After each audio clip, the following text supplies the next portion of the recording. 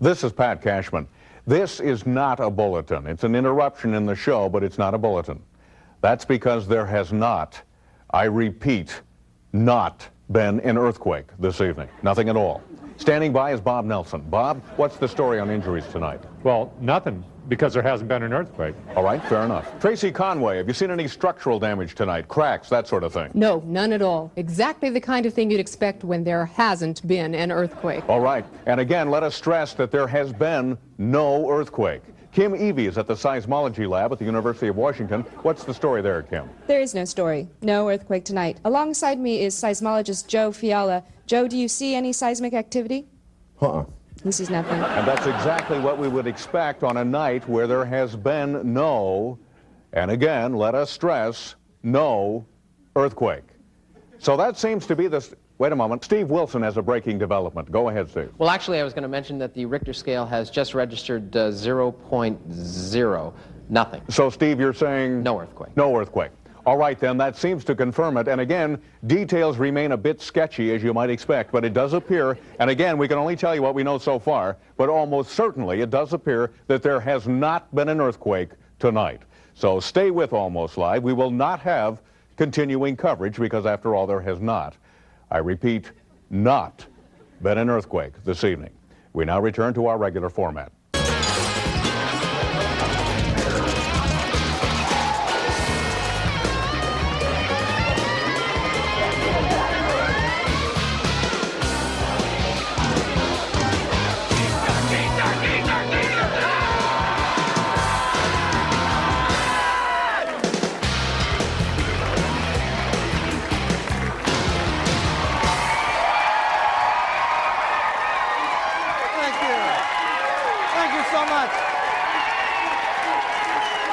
Thank you. Oh, thank you.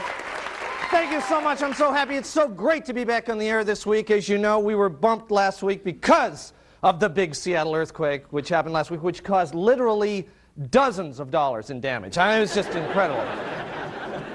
I actually consider myself to be one of the big victims of the quake because ever since the Kobe quake, I've been trying to console my wife, Marilee, she wants us to move to Ellensburg. Ever since that quake happened, I'm afraid there's going to be an earthquake. She was saying for a week, there's going to be an earthquake here. I kept saying, no, there's not going to be an earthquake. There won't be an earthquake. She said, we've got to move to Ellensburg, and then there won't be. And when it hit, everybody here was screaming, earthquake, and I was screaming, oh my God, Ellensburg. I was like, oh, I'm going to Ellensburg. It's just, I'm a victim in this, is what I'm saying. But basically, people were staggering all over the Seattle area, except for Pioneer Square, because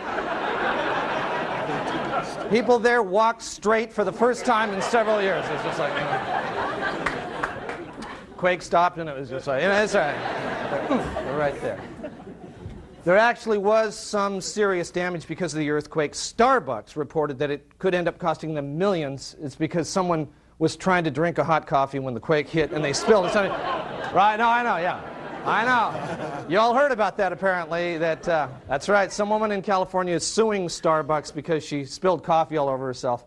She says it's Starbucks' fault because they didn't adequately explain to customers how to use their products. I know it's funny, but Starbucks taking it very seriously because you remember last year when McDonald's had to pay a customer a couple $1 million because she spilled McDonald's coffee all over herself, which... not a pretty picture, just even, anyway, I won't go any farther with that. Anyway, they don't want that to happen, so starting this week, everyone who orders coffee at a Starbucks stand has to have a background check and a 7-day waiting period. That's just off the top. Also, oh good, they support that. Also, every cup of coffee is going to come with a manual, and there's going to be warning labels just like on packs of cigarettes, for rotating warning labels like these. For example, warning, contents can burn the hell out of your crotch. That'll be warning. Warning, please don't drink this if you're prone to spilling and lawsuits.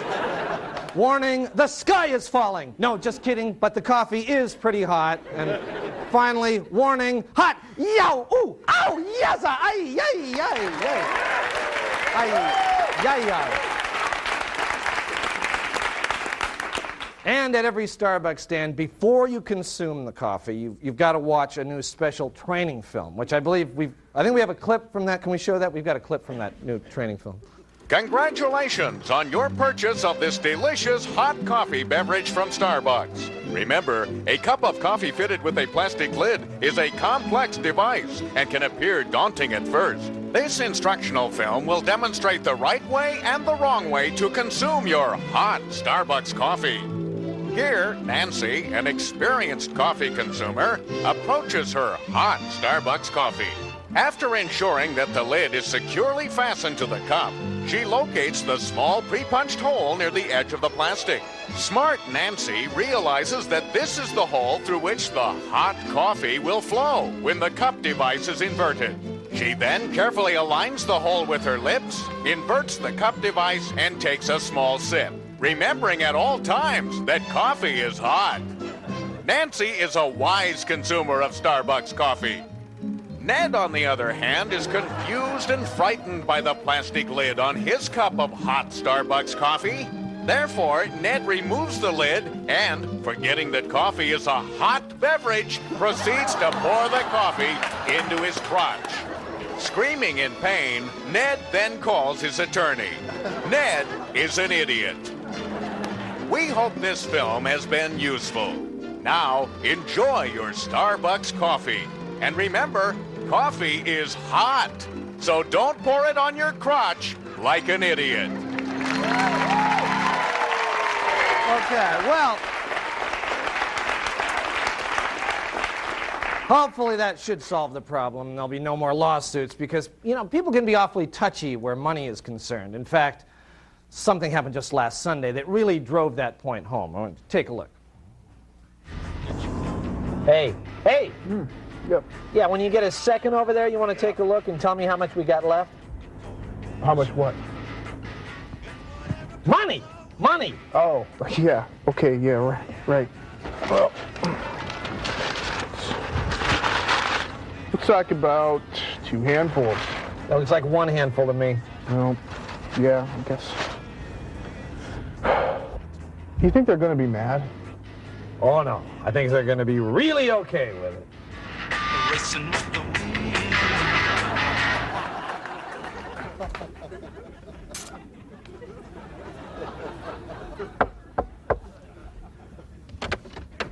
Yes, Yeah, is this the Kensington. Kensington House? Is Travis here? Oh, yeah. Honey, there's someone here to see you. Oh, you're not wearing a bra, are you? Honey? Hey, Trav, my name's Francis. This is Rodney. You ordered some magazines? Yeah, horticultural periodicals.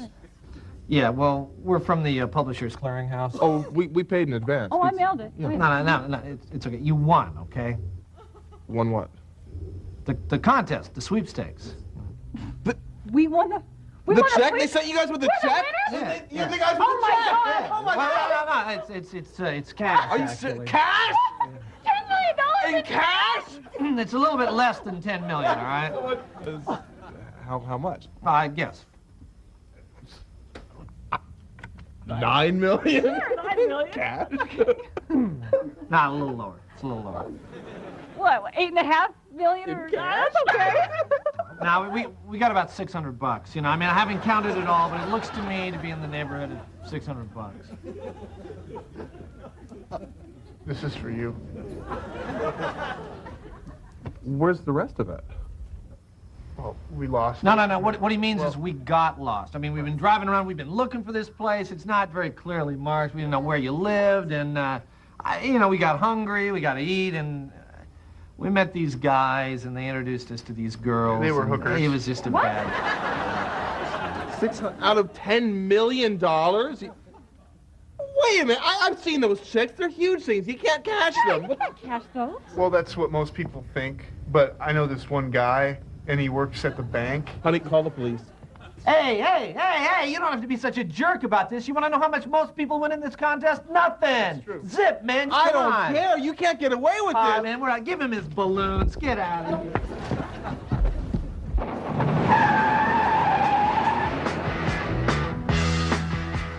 Yeah, I think that went pretty well. Yeah, not bad. Yeah, they were cool. Yeah. Hey, fish me up another one of those beers, will you?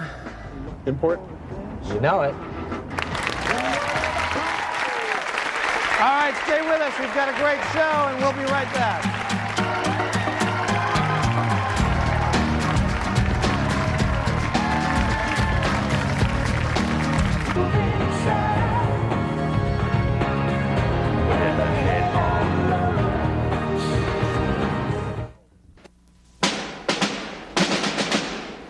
And now, from an underground bunker outside Anaconda, Montana, it's time for another episode of The Survivalist. Brought to you by Simpson Cutlery. The only thing we're guilty of is sharpness. And by the Church of the Triumphant Universal Order. Of course we do weddings. Shotgun weddings. And now, here's your host, Tex Rayner. Howdy, welcome to the show. First of all, for those of you who tuned in expecting to see the 2-hour My Two Dads reunion show, that'll be shown at 11:30 tomorrow, right after Martha Stewart cooks with vodka. Well, last week, about this time, we all had a little scare. The earth trembled a little bit. Well, this was yet another sign of the impending apocalypse, like the floods in Europe and Oprah Winfrey admitting that she smoked cocaine. I, of course, am suitably prepared for any catastrophe with plenty of necessities like distilled drinking water, heavy-duty Duracell batteries, and, of course, snack-packed vanilla pudding. I've also been keeping the 300-cubic-foot walk-in freezer stocked with a truckload of these. Linda McCartney's home-cooking frozen dinners. I know what you're thinking. She's a left-wing vegetarian flake who can't sing. But I gotta say, she makes a pretty damn good pasta primavera. Let me tell you another thing. I've been downing this Zima stuff like there's no tomorrow. Which is still a very strong possibility, by the way. This stuff could take a huge hit of radiation, it's still not going to affect the taste. Now, don't get me wrong. I have ventured into the outside world a few times. I caught a couple of movies. Let me recommend Little Women. After a tough day of cleaning guns, prepare to be charmed. I also got the survivalist Humvee out of the underground silo, hightailed it to Vegas to make my Super Bowl bet. Let me tell you, I cleaned up. I had San Diego on 85 points. And since I was there, I also took the 7-2 odds that Tracy Lords will become a regular cast member on Melrose Place. Of course, as usual, the Super Bowl was boring as hell, so everybody was talking about the commercials. Okay, the Pepsi ads were pretty good, the Nike ad was okay, but for my money, there will never be a better commercial than that one with that little chuck wagon going by that doggy. Now that was cute. Well, it's time to take a phone call. Let's see what Clint from Oak Harbor, Washington has to say. Go ahead, Clint. Yeah, Tex, I was wondering, now that Brian Tracy has left that evening magazine, do you have any interest in taking that position? Oh, that's a very good question, Clint. You know what? I have no desire to leave the safe, secluded underground Eden that I live in for the crime-ridden streets of Seattle. Besides, my hair doesn't look very good blow-dried. All right, now it's time for this week's Top 5 Threats to Freedom. Number 5, Brad Pitt. I'm sick of this guy. Number 4, bumper stickers that say, my kid's an honor student at such and such elementary school. Number 3, free buffalo wings when you order Domino's pizza. Who the hell ever decided that was a good idea? Number 2, exercise infomercials. Although, you ought to try my new Survivalist Abdominizer, 3 minutes a day to a stronger and better looking stomach. And the number 1 threat to freedom this week, pink M&Ms. Well, that's about all the time we've got left here on the show. You won't be seeing me for a while. I'm going to hang out here, safe in the bunker. Although, if the baseball strike continues, I am on the Seattle Mariners replacement squad. Until next time, remember the words of famous survivalist Rock Grundy. When the missiles hit, make sure you're stocked up on Cheetos and Uma Thurman movies. I'm out of here.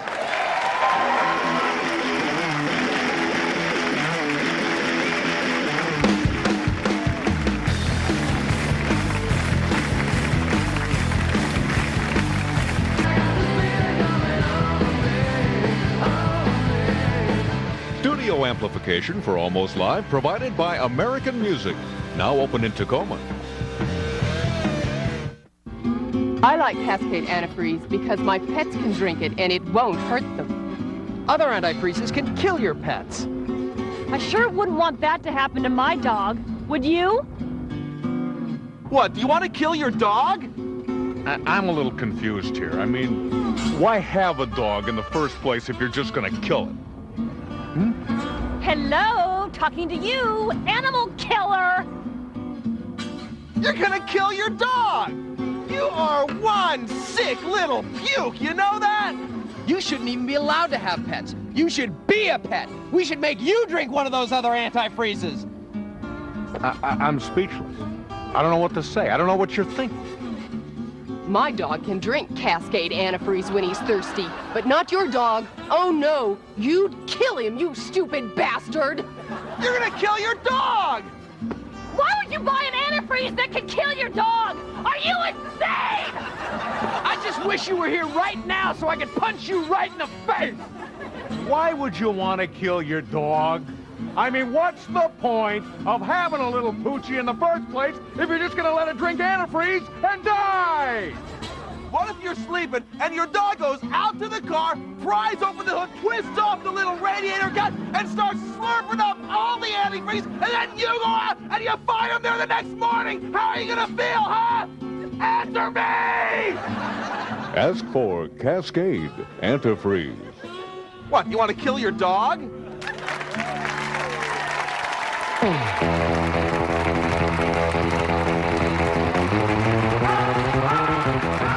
Good evening and welcome to the John Report. I'm John. Here's my report. Well, a study announced this week says that the average size of salmon has shrunk up to 27% over the last 12 years.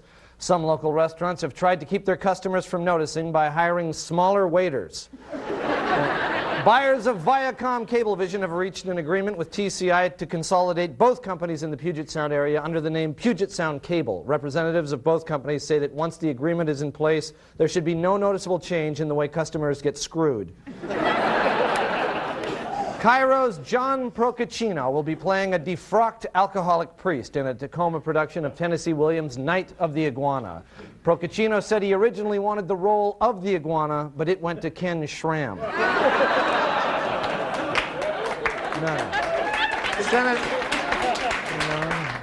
Senator Dwight Pelz of Seattle is introducing a bill that would allow first cousins to marry if the woman is at least 50 years old. Senator Pelz said he got the idea during a recent fact-finding trip to West Virginia. Anthropologists have found evidence that human beings lived along the Oregon coast much earlier than previously thought. The most convincing find was a 3,000-year-old ox cart with a Sea Lion's Cave bumper sticker. A Pearl Jam spokesperson said the group would like to play Memorial Stadium during this year's Bumbershoot. Bumbershoot officials say that they'd first like to try to get a really top-name act like Paul Revere and the Raiders. A Seattle company is now selling boxer shorts made out of hemp.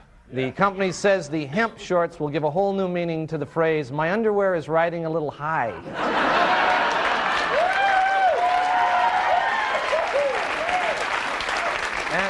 An environmental activist chained himself to a sea lion cage at Shill Shoal this week. A Shill Shoal employee said he'll always remember the surprised look on the man's face as they lowered the cage into the water. Finally, the city of Kent plans to publicize the names of people convicted of soliciting prostitutes on the city's cable Channel 28. Coincidentally, the name of the show will be The John Report. This has been The John Report. Thank you.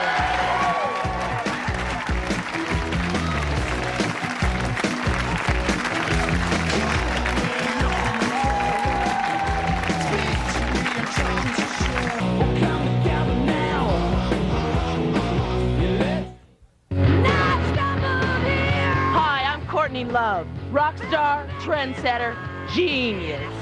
But what people remember is my big red mouth. I don't like what you're wearing! No! That's why I wear Courtney color lipstick. It's red, obnoxious, and it lasts. It's really red! It's totally red! And it's wet, too, and it's sticky! It's the stickiest red lipstick you could get. It's color that makes a statement even when you can't. Hey, what are you doing here? Buzz off! Courtney color, get in my face. All right. Well, That's just about the amount of time we had for this week's show. I just want to make sure, I'm so happy that we were able to get through this without any trembling. Does anyone feel any trembling at all? No, okay, good. In that case, no, not at all. No, well, Courtney, it's okay, calm down. No, are you good? All right, well, anyway, we'll see you next week, and that's all. And just everybody, stay in doorways, and just, we'll see you next week for Almost Live.